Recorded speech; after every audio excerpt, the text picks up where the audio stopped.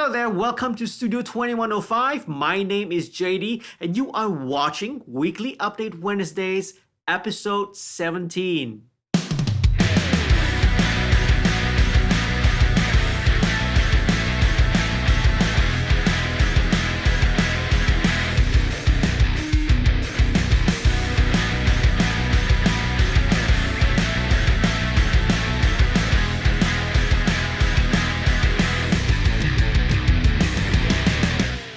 To all the new viewers, welcome to my channel. Do take a moment to head on down and click on the subscribe button below.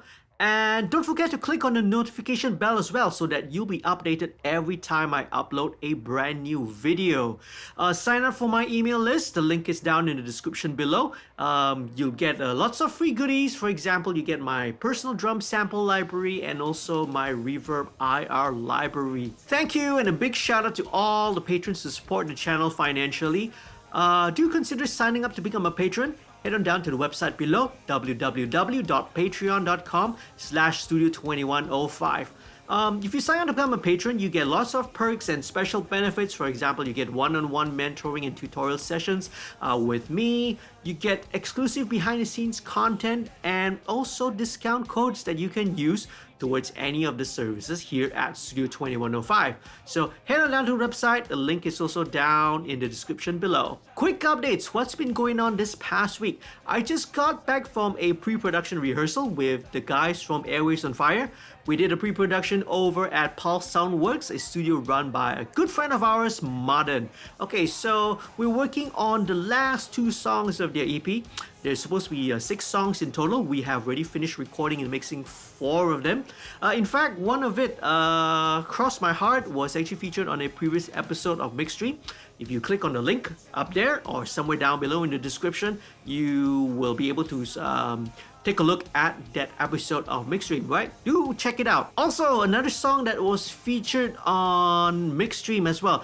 A new song by Slapshock titled Hiwaga. That mix is also done. I've run it through and I've already sent it over to Jamir and the rest of the guys to sort of listen back to it. And hopefully we can finalize it within this week itself. This week I'll be having another episode of MixStream. This is coming up to episode 11 already, okay? And this week I'm featuring a band all the way from up north. They're called 217, right? I'll be mixing their brand new single titled Kembalikan. So join me and the band this Friday 9 p.m. right here on this channel, okay? So without further ado, let's head on down to this week's featured question. How do you cope with the sound of the computer fan when recording with a condenser microphone? Alright, this is an excellent question, especially for those of you who are recording in a home studio environment. Obviously, in a home studio, in a bedroom, you don't have a separate vocal booth, you don't have a separate isolation room for that matter. In fact, I also sometimes, if I'm recording myself, I would also record my vocals and maybe acoustic guitar right here in this control room. And I will also have to take all these matters into consideration yourself. Okay, so here are a couple of tips that I hope you will be able to find useful. Number 1, place your computer in a different location.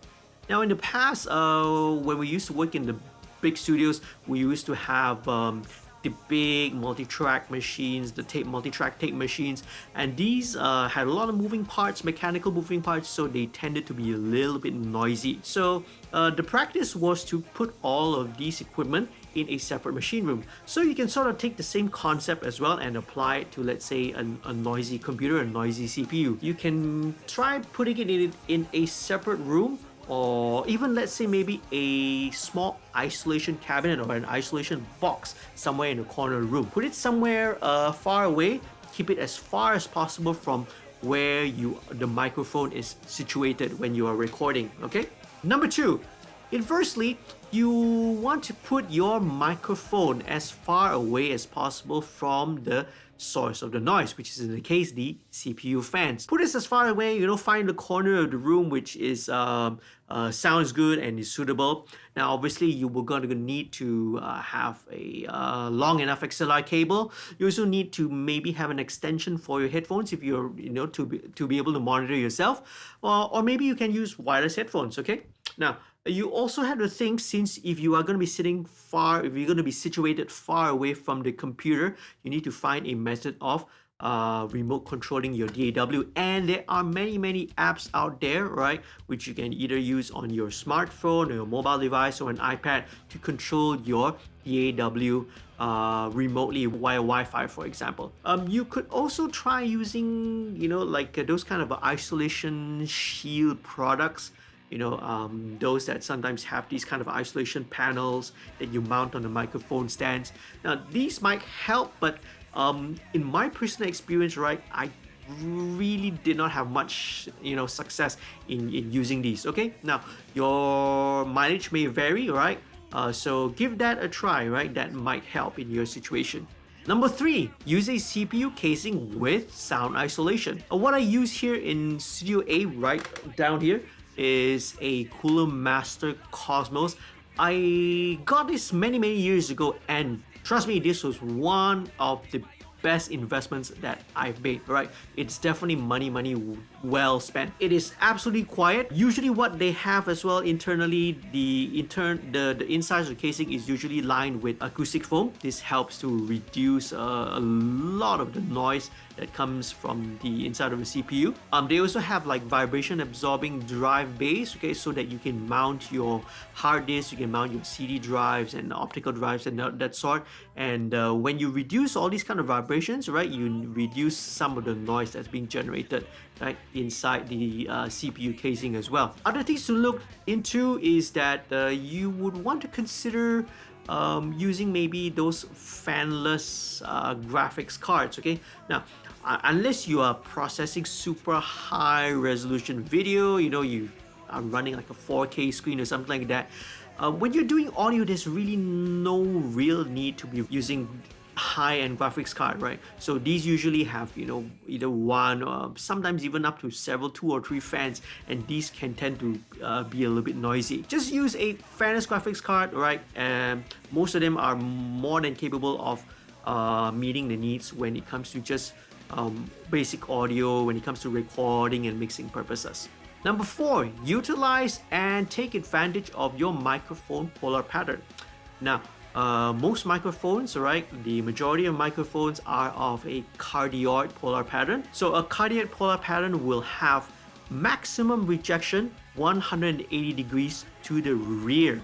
The way you want to orientate, you want to point your microphone and position in such a way that the null point, the 180 degree null point to the rear, is faced towards your CPU, your computer casing, okay? So this will definitely help to reduce the pickup of all these noises. Now you can also consider using a microphone with a figure of 8 pattern. A figure of 8 pattern, the sides, okay, of the figure of 8 has got amazing noise rejection, okay? You have to hear it to really believe it, to hear how much sound that it rejects from the 90 degrees and 270 degrees to the sides of the microphone. Now, this is of course provided that your room ambience is good or your room itself is fairly quiet, okay? So you want to point either the sides of the figure of 8 towards the computer, okay? And obviously, you're right, the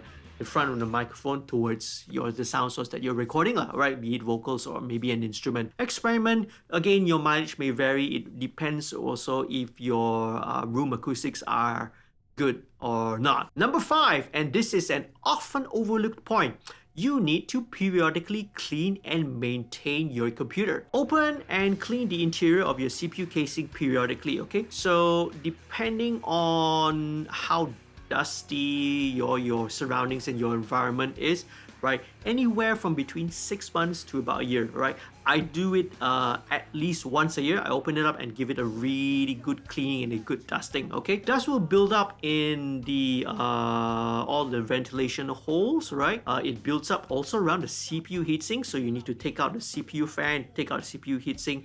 At the same time, when I take that out, I also, apply a fresh coating of thermal paste as well. And also not forgetting, right, dust also builds up on the cooling fans. With all the buildup of dust, this restricts the airflow, and with restricted airflow, it results in increased heat. The increased heat, right, is detected by the sensors inside the CPU, on board the CPU, and this in turn, right, forces the cooling fans to spin faster, right.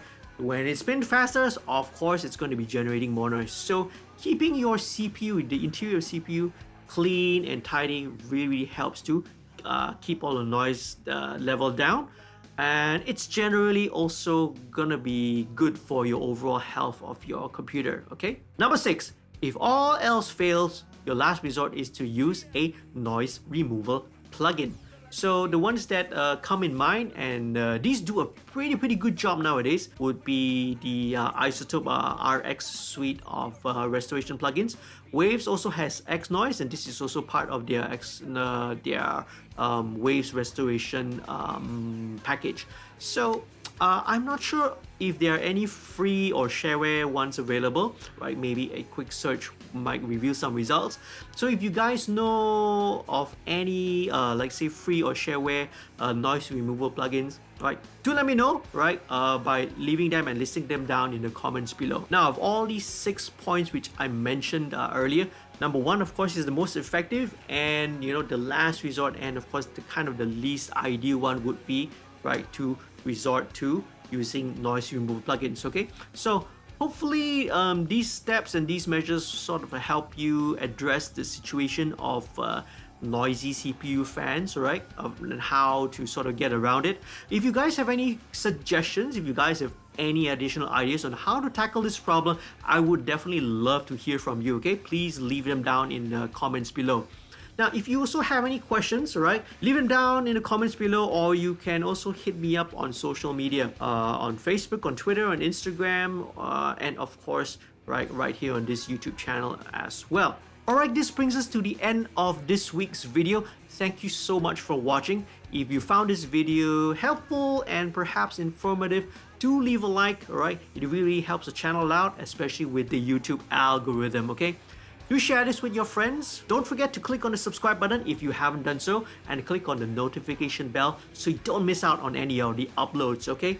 Do check out the rest of my channel for lots and lots of different videos, right? MixStream videos, the more weekly updates and Q&As. And do consider signing up to become a patron if you want to help to support the channel financially. Head on down to www.patreon.com/studio2105. Remember, guys and girls out there, do continue to stay safe. I hope you stay healthy and stay happy. Remember to wash your hands, take care of your personal hygiene, and remember to practice your physical distancing, okay? Hope to see you again in next week's video. Till next time, take care. Goodbye.